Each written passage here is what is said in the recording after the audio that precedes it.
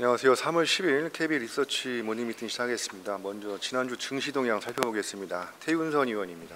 네, 지난주 금요일 코스피는 0.49%, 코스닥은 0.98% 하락했습니다.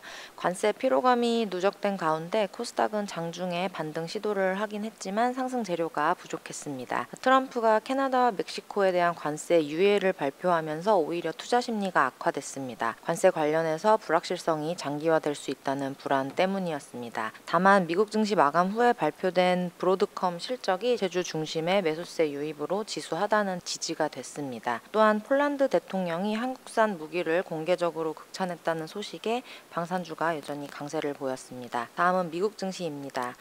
파월 연준 의장이 미국 경제에 대해서 긍정적으로 평가한 영향에 저가 매수 심리가 자극되면서 상승 마감했습니다. 미국 경제는 여전히 좋은 위치에 있고 노동시장은 견조하며 물가는 2% 장기 목표에 더 가까워졌다고 평가를 했습니다. 2월 비농업 고용은 전월 대비 15.1만 명으로 1월 대비해서 개선이 됐습니다. 특징주로는 브로드컴이 1분기 실적 호조에 8%대 급등했습니다. 미국 10년물 국채금리는 2.3bp 상승, 달러 인덱스는 0.22% 하락, 유가는 1.02% 상승했습니다. 중국 증시는 AI 관련 기술주가 조정을 받으면서 약세를 나타냈습니다.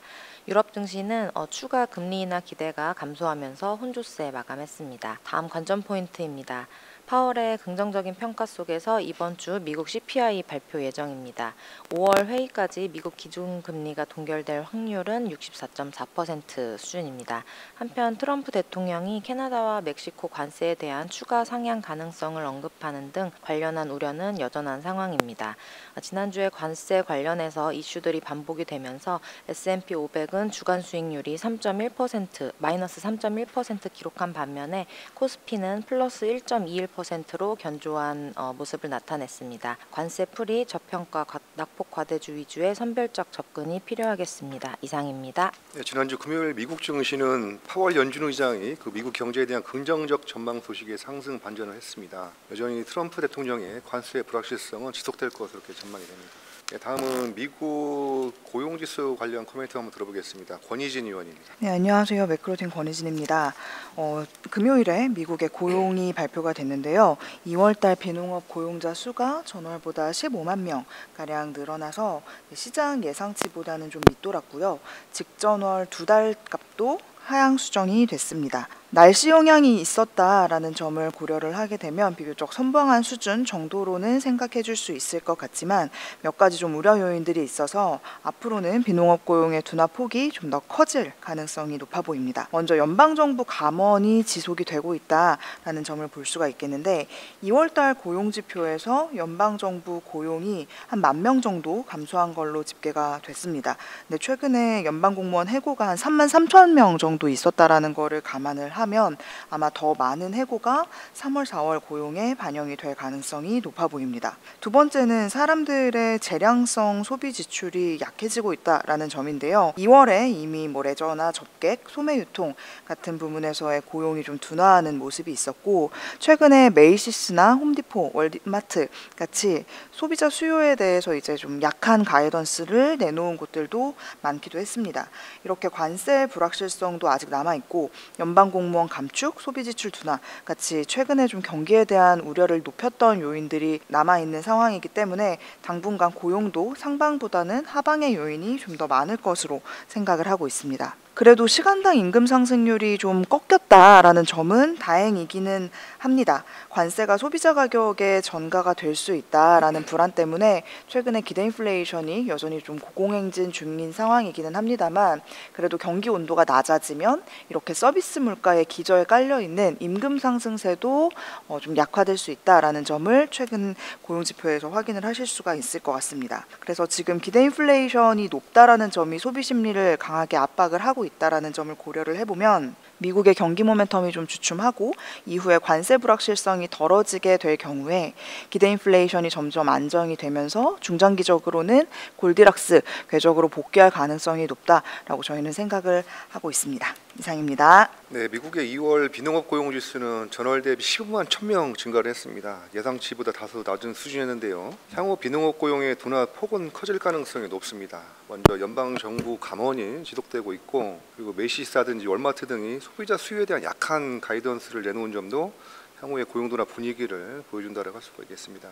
반면에 시간당 임금 상승률이 한풀 꺾였다는 점은 다행스럽습니다. 향후 미국 경기 모멘텀이 이제 주춤하고 관세 불확실성이 덜어지게 되면 기대 인플레이션이 점차 안정되면서 중장기 골디락스의 궤적으로 복귀할 가능성이 높다는 의견을 유지하도록 하겠습니다. 자세한 레포트를 참조 부탁드립니다. 다음은 중국 1, 2월 수출입 동향 살펴보겠습니다. 박수현 의원입니다. 네, 지난주 금요일 그리고 일요일 날 중국 수출입 물가 발표됐습니다. 중국 수출입 물가 모두 다 조금 부진하게 나왔습니다. 네, 이러한 연초의 지표들에 크게 실망할 필요가 없다라고 보고 있는데요. 일단 무역 지표부터 말씀드리겠습니다. 무역 지표는 수출이 전년 대비 2.3%, 수입이 마이너스 4%로 컨센을 큰 폭으로 하회했습니다. 지난 12월에는 트럼프가 대중 관세 인상을 예고하면서 선 주문 확대로 수출이 서프라이즈를 기록했는데요. 1월, 2월 누적은 상대적으로는 좀 부진했다라고 볼 수 있습니다. 그렇지만 미국이나 아세안 수출은 여전히 지난해 12월에 이어서 그렇게 낮은 숫자로 발표가 되지는 않았습니다. 그러니까 아직까지 본격적으로 미국 관세 인상 영향이 드러나지는 않은 것으로 보이고요. 2월 4일, 3월 4일 두 차례에 걸쳐서 미국이 대중 관세 인상을 했기 때문에 이미 미국의 대중 관세율이 39.3%로 40%에 근접했습니다. 관세로 인한 중국에 대한 선주문 물량이 어느 정도 소화되는 시점인 2분기 이후부터는 중국 수출 경기 하방 압력이 좀 확대될 수 있다라고 보고 있습니다. 수출 대비해서는 수입이 상당히 좀 더 큰 폭으로 둔화되었는데 춘절 기간이 포함된 것을 감안하면 내수 소비가 여전히 좀 부진하다는 것으로 해석할 수가 있습니다. 물가 말씀드리겠습니다. 2월 물가는 전년 대비 CPI는 마이너스 0.7%, PPI는 마이너스 2.2%로 마이너스 구간에 소비자 물가, 생산자 물가 모두 진입해서 디플레이션 우려가 재점화되고 있습니다. 그렇지만 지난해와 올해 춘절이 지난해는 2월, 올해는 1월로 엇갈렸고 또 이로 인한 기저효과로 인한 영향도 좀 고려해 볼 필요가 있습니다. 걱정스러운 점은 중국 정부가 이구한신 정책을 시행하고 있지만 여전히 이 P와 Q의 괴리가 좁혀지고 있지 않다는 점입니다. 정부가 양회에서 발표한 방향성이 소비보다는 첨단 기술 확보에 좀 치중되어 있기 때문에 내수 소비 회복 시기는 좀 지연될 수 있다라고 보고 있고 올해 하반기가 될 가능성이 있어 보입니다. PPI도 마이너스 폭을 조금 줄이곤 있지만 29개월 연속 역성장을 나타내고 있습니다. 앞으로 민간 기업 투자가 빠르게 올라오는 걸 확인하는 게 필요하고 다만 주로 신형 인프라 위주로 투자가 확대될 것으로 예상이 되고 있어서 PPI랑 연결되는 기초 소재의 수요는 바닥은 형성했지만 절대적인 수요에 대한 눈높이는 낮출 필요가 있어 보입니다. 양해에서 발표한 재정 정책이 시장 예상치는 하회했지만 그래도 전년 대비해서 3조 위안 정도 증액이 되기는 했습니다. 해당 자금은 소비 심리랑 직결되는 부동산, 지방정부 부채 안정화에 투입될 전망이고요. 고용 확대를 위해서 빅테크 기업 주도로 설비 투자가 확대될 것이기 때문에 민간 기업 투자 증가율이 2년 만에 플러스 구간에 진입할 수 있다고 봅니다.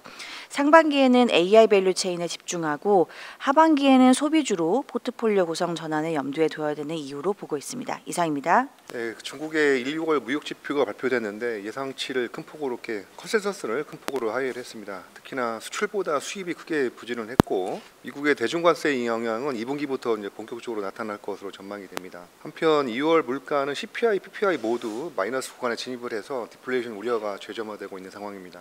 양회에서 재정 정책이 발표가 됐습니다. 그 전년 대비 3조 위안 증액된 금액인 거고 올해 민간 기업 투자 증가율이 플러스 전환 효과를 기대해 볼 수가 있겠습니다. 상반기에는 AI 밸류 체인 그리고 하반기 소비주로 포트폴리오 구성 전환을 염두에 두어야 한다는 그런 박수현 의원의 코멘트였습니다.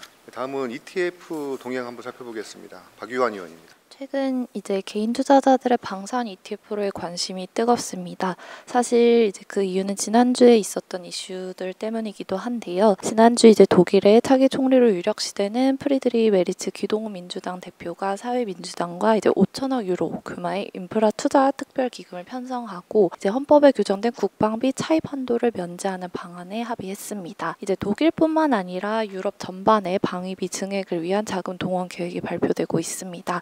지난 4일에는 이제 EU 집행위원장이 유럽 재무장 계획을 이제 27개 회원국 정상에게 제안을 했는데요. 유럽 재무장 계획은 방위비 지출 시 유럽 회원국들에 대해 재정 준칙 적용을 제외하는 조항을 포함하고 있습니다. 이에 따라 이제 회원국들이 평균적으로 국방비를 GDP 대비 1.5% 인상한다면 4년간 이제 EU의 국방비는 추가로 6,500억 유로가 증가하게 됩니다. 이외에도 EU가 회원국들에게 1,500억 유로 규모의 저금리 대출을 제공한다는 내용을 담고 있습니다. 이와 같이 이제 유럽 각국의 군비 증강 기조에 유럽의 주요 방산 기업뿐만 아니라 한국 방산 기업들의 이익 성장 기대 또한 높아지고 있습니다. 이를 이제 ETF 단위로 좀 살펴봤는데요. 미국 상장 방산 테마 ETF 중에서 유럽 주요 방산 기업에 투자하는 EUAD의 12개월 선행 EPS 컨센서스가 2월 말 대비 4.5% 상향 조정되면서 가장 가파른 상승세를 보였습니다. 이에 이제 한국 방산 기업에 투자하는 KDF의 12개월 선행 EPS 컨센서스가 이제 1.8% 상향 조정되면서 그 뒤를 이었습니다. 이외에 이제 글로벌 방산기업 전반에 투자하는 SHLD 그리고 ITA 등등의 이제 이익 전망이 상향되긴 했는데 그 강도가 유럽과 한국 기업 대비해서는 낮은 수준입니다. 중기 이익 성장 기대로 봐도 유럽, 한국, 글로벌 순으로 상향 강도가 높게 나타나고 있습니다. 사실 이제 이와 같은 모멘텀의 강도 차이는 EU가 전년 3월에 이제 유럽 방위 산업 전략을 통해 드러냈던 무기 자급자족 기조에 의한 것으로 판단됩니다. 이제 사실 최근 가파르게 상승했기 때문에 방산주의 밸류에이션 부담은 존재하지만 장기적인 모멘텀이 흔들리지 않다고 있다는 점에 주목을 합니다. 이제 최선호 ETF로는 유럽 방산주에 투자하는 미국 상장 ETF EUAD 를 가장 이제 최선으로 보고 있고 이제 같은 내용으로 담고 있는 한국 상장 ETF로는 플러스 글로벌 방산 기업에 주목을 합니다. 플러스 글로벌 방산 기업 ETF는 이제 유럽과 미국의 주요 방산 기업들의 5대5 비율로 편입하는 ETF입니다. 자세한 내용 보고서 참조 부탁드립니다. 예, 독일뿐 아니라 EU 전반에 방위비 증액을 위한 자금 동원 계획이 발표되고 있습니다. 이와 같은 유럽 각국의 군비 증강 기조에 유럽의 주요 방산기업뿐만 아니라 한국 방산기업들의 이익 성장 기대 또한 높아지고 있습니다. 그렇지만 최근 가파르게 상승한 방산주의 밸류에이션 부담은 존재합니다. 그러나 장기적 이익 모멘텀이 흔들리지 않고 있다는 점에 주목할 필요가 있습니다. 최선호 ETF로 유럽 방산주에 투자하는 미국 상장 ETF인 EUAD 그리고 한국 상장 ETF인 플러스 글로벌 방산에 주목해야 된다는 그런 박유한 의원의 코멘트였습니다. 다음은 글로벌 ESG 동향 살펴보겠습니다. 정혜정 의원입니다. 네, 안녕하세요. 전주 있었던 ESG 관련된 뉴스 말씀드리겠습니다. 전반적으로 봤을 때 글로벌리 탄소 배출 감축을 위한 방향성은 여전히 유지가 되고 있지만 정책들의 세부적인 부분에 있어서는 좀 정비가 되고 있는 그런 상황입니다. 우선 국내부터 먼저 말씀드리겠습니다. 산업통상부에 따르면은 기존의 재생에너지 공급 인증서 제도를 폐지하고 전력 계약을 정부 주도의 경쟁 입찰제로 전환하는 방식으로 RPS 제도를 개편하는 방안을 추진할 계획이라고 발표했습니다. 기존 REC 제도 하에서는 대형 발전사들의 발전량에 비례해 REC 의무 공급량을 할당하고 이를 직접적인 발전 또는 외부 조달을 통해서 충당할 수 있도록 했는데 실질적으로 발전사들이 외부 조달에 의존을 하면서 관련 비중이 90%까지 높아진 상황입니다. 이에 따라 REC 가중치가 높고 적은 자본으로도 진출할 수 있는 소규모 태양광 사업자들을 중심으로 신재생 발전 설비가 확대된 경향이 있었습니다. 하지만 제도가 개편되게 될 경우 발전소들이 직접 설비 투자를 하게 되면서 해상풍력단지와 같이 대규모 작업이 필요한 대형 발전 단지에 대한 투자도 활성화될 수 있을 것으로 전망됩니다. 이어서 EU입니다. EU 집행위원회가 청정산업딜을 발표를 했습니다. 청정산업딜은 에너지 집약 산업을 비롯한 제조업체들이 청정에너지 전환을 지원하는 입법 패키지로 청정에너지 도입 인허가 절차 간소화, 정보 보증 및 보조금 지원 강화 등의 정책을 포함하고 있습니다. 동시에 EU는 지속가능성 규제 간소화를 담고 있는 옴니버스 패키지 또한 발표를 했는데요. 여기서는 EU의 기업 지속가능성 보고 지침과 실사 지침 그리고 탄소 국경 제도에 들어가는 기업들의 약 80%를 대상에서 제외하는 ESG 관련 규제를 완화하는 내용을 담고 있어서 이러한 부분들이 좀 이슈가 되었습니다. 하지만 이러한 절차 간소화는 방향성이 변화하고 있다는 것보다는 정책을 현실화시키는 것에 좀 더 가까운 것으로 해석해야 된다고 보고 있는데요. 올해부터 시범 적용에 들어간 CBAM을 2026년부터 시행한다는 방침에는 변화가 없다는 점도 그렇고 기존의 CBAM 적용 대상이었던 업체들이 20%, 그러니까 80% 제외된 80%가 아니라 남아있는 20%겠죠. 이런 20%가 전체 비용 부과 대상이 되는 탄소의 97%를 배출하고 있었다는 사실을 감안했을 때 탄소 배출 감축 취지를 유지할 수 있는 상황이기 때문입니다. 자세한 내용 리포트 참조 부탁드립니다. 네, 산업통상부가 기존의 재생에너지 공급 인증서죠 RA 제도를 폐지를 하고 새로운 재생에너지 공급 의무 RPS 제도를 개편하는 방안을 추진하는 것으로 이렇게 알려져 있습니다. 그리고 EU 집행위원회는 청정산업 D를 발표를 했습니다. 청정산업 D는 에너지 집약 산업을 비롯한 제조업체들의 청정에너지 및 순환경제 전환을 지원하는 입법 패키지라고 할 수가 있겠습니다. 이처럼 글로벌 시장을 보게 되면 재생에너지 관련된 정책에 대한 방향성은 여전합니다. 전체적으로 정비되고 있는 그런 재생에너지 정책들에 대해서 한번 살펴봤습니다. 다음은 DLENC 한번 업데이트 보고 살펴보겠습니다. 장문준 의원입니다. DLENC 목표주가 상향 리포트입니다. 목표주가 63,000원으로 상향하고 상반기 업종 최선호주를 유지하도록 하겠습니다. 포인트는 아주 심플하게 말씀드릴 수 있을 것 같습니다. 이제 SMR 관련주로 볼 수 있다. 만약 그렇다면 지나치게 싸다가 핵심 투자 포인트입니다. 현재 DLENC 시가총액은 1.7조 원 수준, 순이익금은 1조 원 수준입니다. 여기에 올해 영업이익 가이던스 5,200억 정도를 고려한다고 하면 SMR 표준화에 따른 수혜 가능성이 기업 가치에 거의 반영되지 않았다고 볼 수 있습니다. DLENC에 대한 투자는 공짜로 SMR 표준화 콜옵션을 사는 기회라고 볼 수 있겠습니다. SMR, 특히 4세대 SMR에서 성공을 말하는 의미는 언제 수주로 잡히냐, 언제 매출화 되느냐가 보다는 어떤 기술이 표준 기술로 자리를 잡을 것인가 라고 판단합니다. 이런 관점에서 다우케미컬, 아마존 등 파이프라인을 가지고 있는 미국 기업 엑스에너지를 바라볼 필요가 있겠고 함께 협업하고 있는 DLENC에 주목할 필요가 있다는 판단입니다. 단순히 언제 수주할 것이다 라는 관점보다는 긴 그림에서 SMR의 표준화가 진행될 경우 후속 프로젝트에서 연속적인 수혜를 받을 수 있다라는 의미를 강조드리고 싶습니다. 자세한 내용은 리포트 참고 부탁드립니다. DLENC 투자에 대한 바이오와 목표주가 63,000원을 제시하도록 하겠습니다. 4세대 SMR 표준화 경쟁에서 앞서가고 있는 엑스에너지와의 협력이 주가에 전혀 반영되지 않은 상태라고 판단하는데요.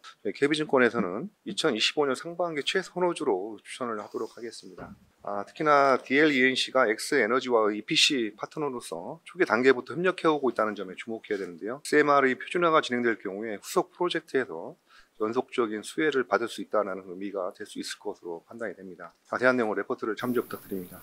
다음은 지주회사 한번 내용 살펴보겠습니다. 박건영 의원입니다. 네, 안녕하세요. 밸류업 프로그램 관련해서 작성된 리포트입니다. 일단 밸류업 프로그램이 논의되고 도입된 지 1년 정도 다 되어가는 시점입니다.